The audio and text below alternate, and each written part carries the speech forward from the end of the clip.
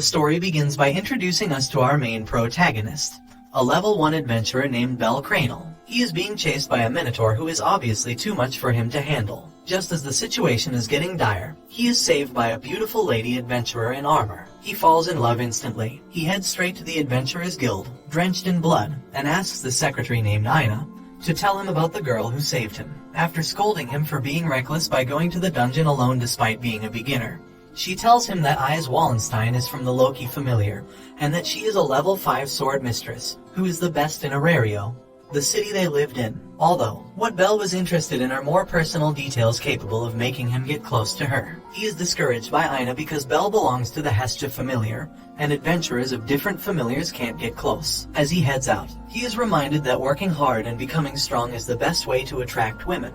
At home, he's united with his goddess Hestia, who is a minor carefree goddess. She updates his adventurer stats, and although his magic affinity is still 0, he gains a skill called Reality Phase which allows him to mature with great speed. However, she keeps this a secret from him. The next day, after training, he goes to eat at a restaurant. Here he finds some adventurers from the Loki Familia along with Ais. During their discussion, how he was saved by Ais was brought up by her fellow party member. He mocks Bell for being weak and calls him a tomato kid, because his white hair was drenched in minotaur blood at the time. Bell gets embarrassed and rushes out of the restaurant. Out of frustration, he heads into the dungeon again to fight monsters. Some days later, Bell's stats has increased drastically as a result of his skill. This makes Hestia feel uneasy, because Bell is going overboard despite having inadequate equipments. She decides to help him out by getting a custom-made weapon for him. She leaves to attend the Banquet of the Gods, a party solely for gods and goddesses organized by Gainsha. At the banquet, she meets Freya, the goddess of beauty, and Loki, who always ends up bickering with her. Hestia and Loki make a scene with their argument, centered around how broke Hestia is and how flat-chested Loki is. However, the other gods are so used to both of them fighting that they anticipate and make bets on who would eventually win the argument. Hestia then meets with Hephaestus and begs her to make a custom-made weapon for Bell. While walking through town, Bell comes across some workers at his favorite restaurant. They ask him to go to Monster Philia, where he should give Seer her wallet, which she forgot to take with her. Seer is another love interest of Bell who works at the restaurant. While searching for Seer, he stumbles on his goddess who forces him on a date. At the same time, Freya has sent a monster to kill Bell. She is known to meddle with adventurers who catch her eye. The monster begins to wreak havoc in the city, eventually interrupting their date. The silverback monster begins chasing both of them and Bell tries to confront it. However, his knife breaks without hurting the monster. He flees with Hestia and locks her in an alley, then making himself monster's bait.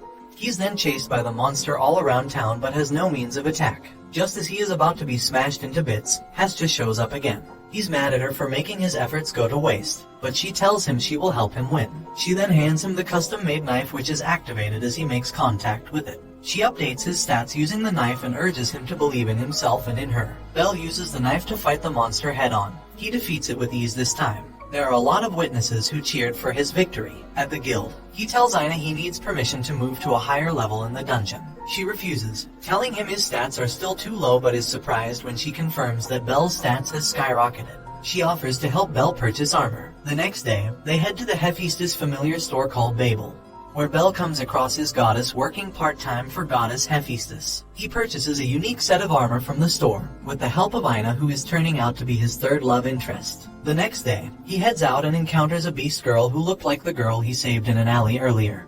But she argues that she's not the same person. She offers to work for him as a supporter in the dungeon. Her name is Lilaruka, and she smiles mischievously. In the dungeon, while Bell fights, she compliments the ability of his knife. As they rounded up their adventuring for the day, she offers him another knife to use in obtaining the dead monster's gem. She uses the opportunity to steal his knife. At the guild, Ina points out that his knife is missing. As he begins searching for the knife, he stumbles on Lily. She was caught with the knife by Seer and Ryu, her colleague, and was being chased by them. Before they stumbled on Bell searching for his knife, which they gave to him. He is unaware that Lily stole the knife and Seer decides to keep it a secret. So Bell hired Lily and they kept exploring the dungeon together, earning a lot of money. Some days later, Ina and her colleague are talking about how the members of the Soma Familiar seem to be on edge and shady. Ina is worried about Bell because Lily is also from the Soma Familiar. Bell takes the next day off. He visits Seer in her workplace where he borrows a book about magic. As he reads the book at home, he sleeps off. Later that day, Hestia tries to update his status and notices he now has a magic attack called Firebolt. He sneaks out at night to test his new magic skill. Seeing how awesome his magic is, he gets carried away and overuses it,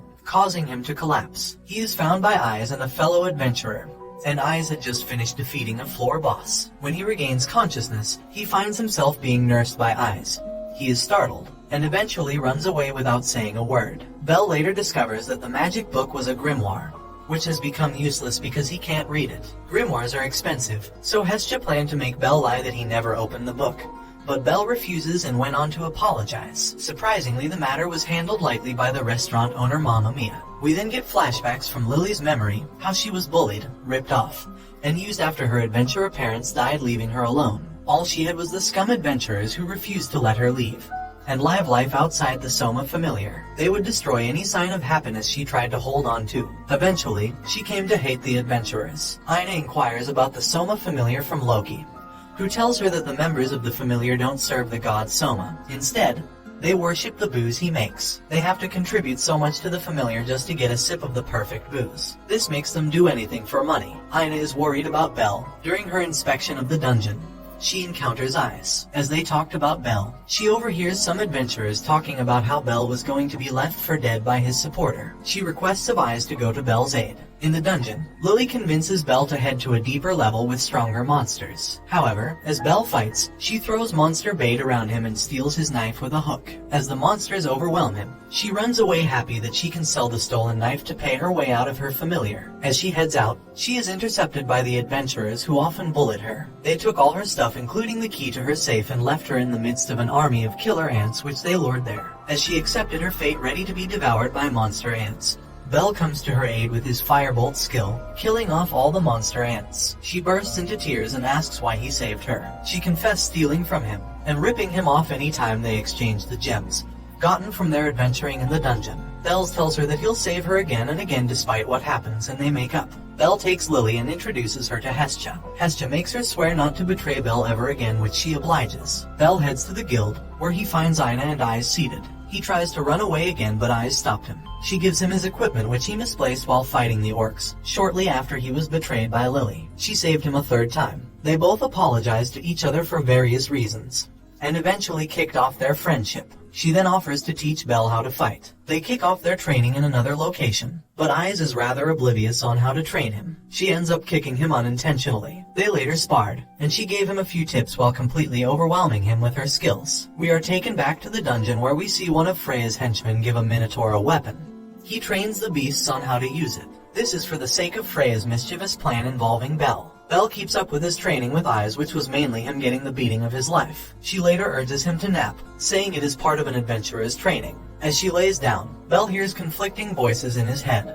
That of his grandfather telling him it's okay to take advantage of a lady sleeping, and the voice of Hestia discouraging him. The next day, Bell stumbles on Seer in town. She makes him help her with the dishes at the restaurant. Here, he's joined by Ryu, who tells him she was once an adventurer. Bell asks her how he can rank up his levels. He feels inferior and left behind by Ais, who reached level 6. Ryu tells Bell he needs to have a special move and having an adventuring party is necessary to rank up quickly. Bell trains with Ais for the last time as she plans on joining her familiar members on an expedition into an unexplored floor of the dungeon. Bell and Lily walk into the dungeon, and he notices something feels off. They have encountered fewer monsters than usual. Suddenly, a minotaur shows up. Bell has flashbacks from the day he was saved from a minotaur by Ais. He is frightened and can't move. This is the monster Freya sent after him with a weapon. The monster attacks them, but Lily manages to help a static Bell invade the attack.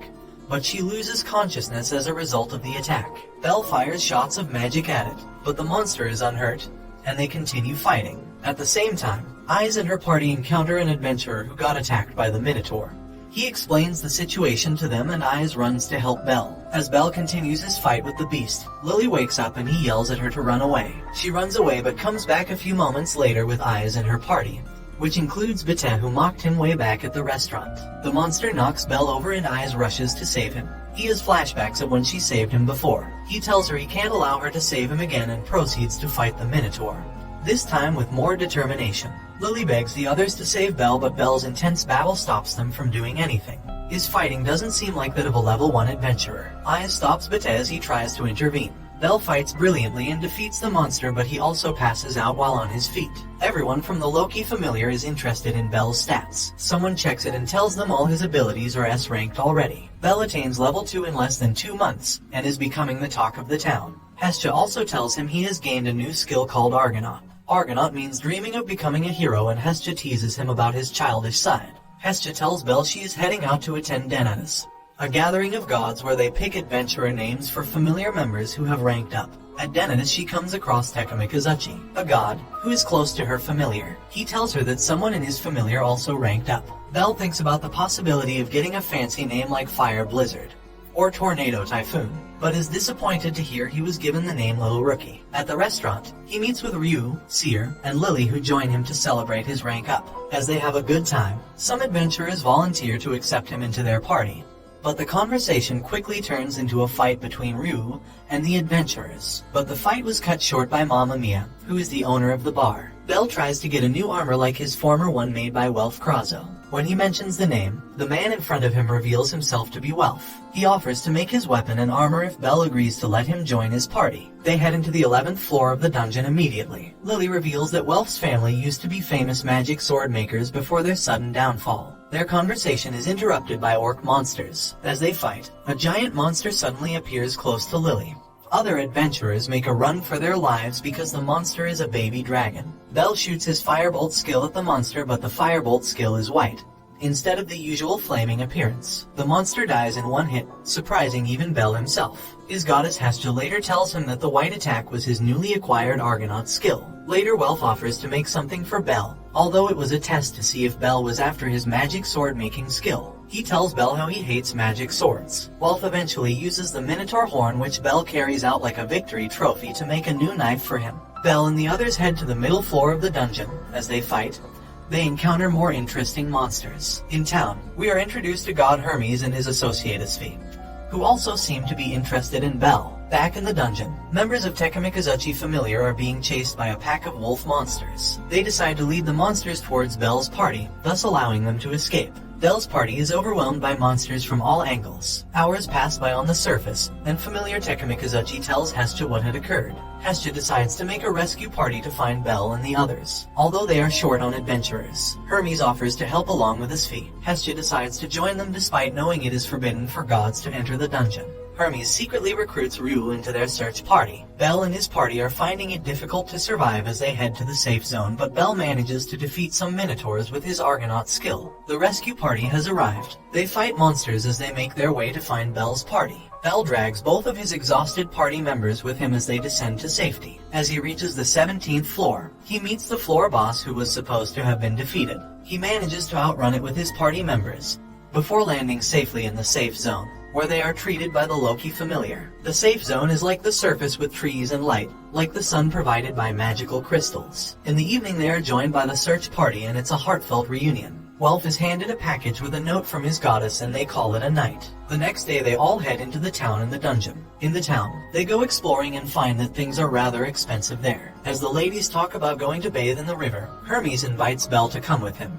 He later leads him to peek while the ladies are having their bath. Bell ends up falling into the pool and seeing everything that a part of himself hoped not to see. Later that day, Bell finds that Hestia has been kidnapped by some jealous adventurers and rushes to rescue her. The adventurers offer to release Hestia after a one-on-one duel. During the duel, the adventurer uses an invisibility trick to beat Bell mercilessly. Some moments later, Welf and some other adventurers come to his aid. The scene turns into a fight between adventurers. Bell manages to sense the invisible adventurer. He then renders his trick useless. As their fight begins reaching its climax, Hestia releases her goddess power and orders everyone to stop fighting. Just as the commotion dies down, a powerful monster called the Floor Boss shows up. It immediately begins wreaking havoc on everything on sight. All the adventurers team up to defeat the level 5 monster. They fire all the spells and attacks at their disposal, but the monster regenerates instantly. It begins wreaking havoc again and injures most of the adventurers. Ryu and his Fi manage to suppress the monster for a while. Bell tries to use his Argonaut skill on the monster, but it counters it and attacks Bell, who is saved by a member of the Takemikazuchi Familia. Bell is injured severely. As he lays down, he hears the voice of Hermes and Hestia,